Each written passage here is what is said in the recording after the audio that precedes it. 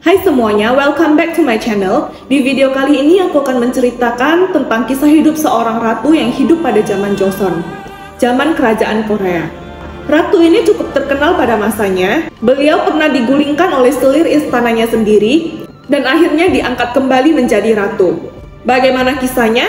Sebelum kita lanjut ke ceritanya, bagi yang belum subscribe ke channel ini, mohon bantuannya untuk subscribe dan boleh minta like-nya juga. Sekarang kita masuk ke ceritanya. Ratu yang akan aku ceritakan hari ini adalah Ratu Min In-hyun. Beliau lahir pada tanggal 15 Mei 1667 di era Joseon. Beliau dilahirkan dari klan Yohung-min. Ratu In-hyun adalah putri kedua dari Min Yoo-jung, ayahnya, dengan istri keduanya yang bernama Song Eun-jin. Pada usia 14 tahun, Ratu In-hyun ini dinikahkan kepada Raja Sukjong sebagai permaisuri keduanya pada tahun 1681. Nah, saat Ratu In-hyun ini memasuki istana, kala itu di istana ada dua fraksi yang berkuasa, yaitu fraksi Soron dan fraksi Noron. Ratu In-hyun ini mendukung fraksi Noron, sedangkan pesaingnya tidak lain adalah Jang Ok-jung mendukung fraksi Soron, seperti yang sudah aku ceritakan pada video sebelumnya di mana aku membahas khusus Jang Ok-jung.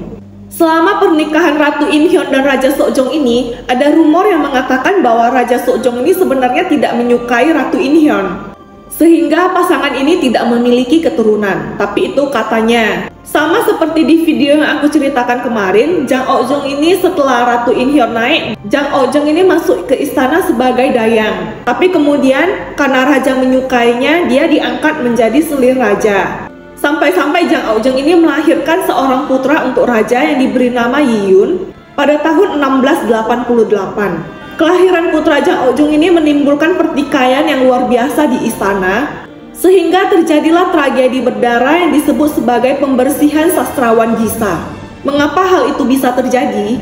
Karena Raja Sukjong ini ingin memberikan Yiyun, putra yang didapatnya dari selir Jang Ok-jung ini. Raja ingin memberikan gelar Wonja kepada putranya. Sedangkan gelar Wonja ini sebenarnya adalah gelar yang biasa disandang oleh putra pertama dari raja dan permaisuri Sa. Sementara Yiyun ini bukanlah putra dari permaisuri, dia adalah putra dari selir.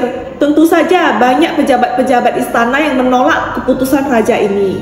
Yang menolak keputusan raja ini tentunya adalah fraksi Noron dengan Ratu In-hyun. Dan yang semakin membuat Ratu In-hyun ini marah, Raja Sukjong ini memaksa Ratu In-hyun untuk mengadopsi putra dari selir mereka, yaitu Pangeran Yiyun, menjadi anaknya sendiri. Sebenarnya ini merupakan salah satu metode yang lazim pada zaman itu, gunanya untuk memperkuat posisi anak yang diangkat ini. Karena anak ini bukan anak dari permaisuri sah, maka dia harus diangkat menjadi anak permaisuri, sehingga kedudukannya ini menjadi lebih kuat. Dan dia bisa dijadikan putra mahkota yang akan mewarisi tahta ayahnya nanti. Tapi tentunya tindakan ini membuat fraksi Noron semakin marah. Saat itu Ratu In-hyun masih berusia 21 tahun. Apakah tidak terlalu terburu-buru menyuruh Ratu In-hyun ini untuk mengangkat anak dari selirnya? Sementara Ratu In-hyun kan masih muda, dia masih berkesempatan untuk melahirkan. Bisa saja dia juga melahirkan putra nantinya, kalau saja raja dan ratu mau berusaha. Tapi pada saat itu keputusan raja itu sudah sangat bulat karena dia sangat mencintai Jang Ok-jung. Di sisi lain keputusan raja ini didukung penuh oleh fraksi Soron, fraksi Jang Ok-jung. Sayangnya keributan ini memakan begitu banyak korban jiwa karena penentang keputusan raja ini dihukum mati dan bahkan diasingkan. Sedangkan keluarga Ratu In-hyun sendiri juga dikirim ke pengasingan. Banyak pejabat istana yang ada di pihak Noron itu dicabut jabatannya dari pemerintahan dan diasingkan oleh raja. Bahkan ada yang dihukum mati juga. Peristiwa ini menjadikan fraksi Soron semakin berkuasa karena sebelumnya kekuasaan mereka itu berada di bawah fraksi Noron. Ratu In-hyun digulingkan dari tatanya pada tahun itu juga dan diasingkan. Setelah penggulingan Ratu In-hyun, Jang Ok-jung ini naik dari posisi selir Sokwi menjadi Hibin, posisi selir tertinggi di istana. Barulah pada Mei 1688, selir Jang Ok-jung ini resmi diangkat oleh raja menjadi permaisuri kerajaan. Setelah Jang Ok-jung ini naik menjadi permaisuri, tentunya kekuasaan fraksi Soron ini semakin tidak terbendung lagi. Banyak pejabat-pejabat kerajaan itu semua berasal dari fraksi Soron. sehingga mereka terkadang semena-mena, yang membuat Raja Seokjong ini semakin muak dengan kekuasaan fraksi Soron. Di sisi lain, masuklah seorang selir yang disebut sebagai selir Choi ke istana, dan ternyata Raja Seokjong ini jatuh cinta juga kepada selir Choi. Dia mulai berpaling dari Ratu Jang Ok-jeong. Namun siapa sangka bahwa ternyata selir baru ini adalah orang yang mendukung Ratu In Hyun. Hingga akhirnya karena raja ini sudah sangat muak dengan kelakuan Jang Ok-jeong, dia ini mencabut tata permaisuri Jang Ok-jeong pada tahun 1694. Jang Ok-jeong ini dikembalikan ke kedudukannya sebelumnya, yaitu selir Huibin. Pada tahun 1694 itu juga lah sepertinya Raja Seokjong ini menyesali keputusan yang dia buat pada zaman dulu. Dia merasa bahwa keputusan yang dia buat pada zaman dulu itu sepertinya adalah keputusan karena emosi semata. Makanya mulai saat itu, karena banyak yang mendukung Ratu Min In Hyun untuk dikembalikan ke posisi permaisuri, Raja Seokjong ini pun pelan-pelan mengabulkan permintaan orang-orang itu,